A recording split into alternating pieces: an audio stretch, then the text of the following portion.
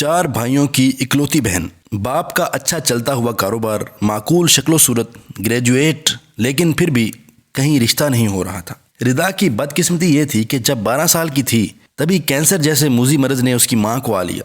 ماں کو اپنا گھر بکھرتا ہوا نظر آیا تو علاج کے ساتھ 22 اور 23 سال کے لڑکوں کو جلدی سے بیاہ دیا کہ میرے بعد گھر تو سنبھلا رہے، اور پھر چند مہینوں بعد ہی چلی گئیں۔ ابا نے بیوی کے جانے کے بعد کاروبار اور مسجد میں دل لگا لیا۔ گھر بہوؤں کے حوالے تھا۔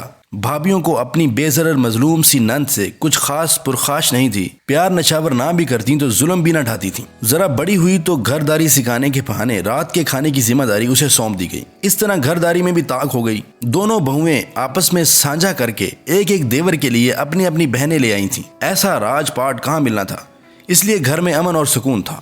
ردا کی گریجویشن کے بعد ابا نے چاروں بہوؤں کو اس کے لیے مناسب رشتہ دیکھنے کا کہا تو چاروں نے انتہائی فرما برداری سے منڈی ہلا دی اور رشتہ کرانے والیوں سے رابطہ کیا۔ ابا کو یہ فکر تھی کہ جب رشتہ دیکھنے والیاں آئیں تو ان سے بات چیت کرنے، ان کو پرکھنے کے لیے کوئی جہاں دیدہ عورت ہونی چاہیے۔ رہے بھائی تو وہ کاروبار سے واپس آ کر بیوی کی ڈلیوری، بچوں کے پیمپرز، بچوں کے اسکول کے داخلے، سسرال اور دوستوں میں مگن تھے۔ پھوپھی وفات پا چکی تھیں، ایک خالہ زندہ تھیں جو خود بہوؤں کے رحم و کرم پر تھیں۔ لے دے کر ابا کی پھوپھی زاد بہن رشیدہ پھوپھو تھیں جو کچھ کام آ سکتی تھیں۔ وہ خود 4 بیٹیوں کی ماں تھیں۔ مالی حالات بھی کچھ اچھے نہیں تھے۔ ابا اکثر ان کی چوری چھپے مدد کیا کرتے تھے، اس لیے جب بھی کوئی فیملی ردا کو دیکھنے آتی تو ابا رشیدہ پھوپھو کو بلا لیتے کہ میری بن ماں کی بچی کے لیے کوئی ماں جیسی ہستی ہونی چاہیے۔ بیٹیوں کی ماں ہے، ان کے دل میں خوف خدا ہوگا۔ پہلی بار جو فیملی ردا کو دیکھنے آئی وہ انتہائی مناسب رشتہ تھا۔ بھابیاں اچھا اہتمام کرنا چاہتی تھیں لیکن پھوپھو نے منع کر دیا کہ اگلوں کو لگے گا کہ شدید غرض ہے، اسی لیے پیچھے جا رہے ہیں۔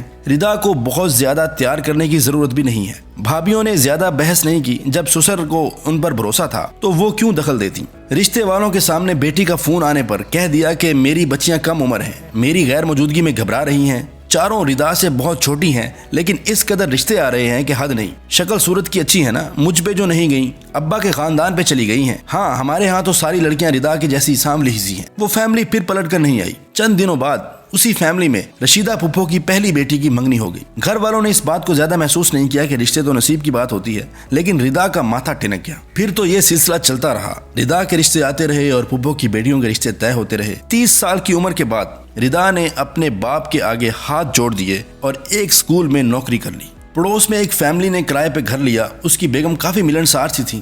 ردا کی ہم عمر تھیں لیکن 3 بچوں کی ماں تھیں۔ دونوں کی بہت اچھی دوستی ہو گئی۔ انہیں سادہ، مخلص اور بے ضرر سی ردا بہت بھائی۔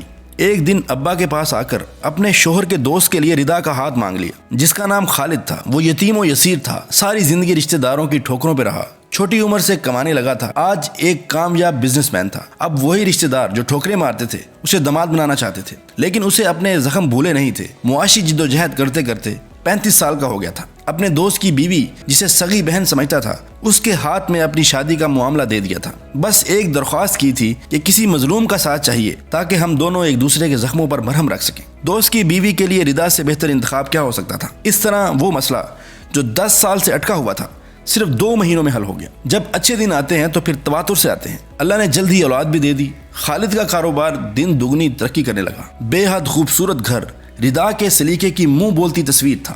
جب ڈرائیور کے ساتھ نئی گاڑی میں میکے اور رشتہ داروں سے ملنے جاتی تو ہاتھوں ہاتھ لی جاتی۔ دلہنوں کی مائیں خاص طور پر اسے دلہن کے پاس بٹھاتی۔ ردا اب جب بھی رشیدہ پھوپھو سے ملنے جاتی ہے ان کی حالت دیکھ کر دکھی ہو جاتی ہے۔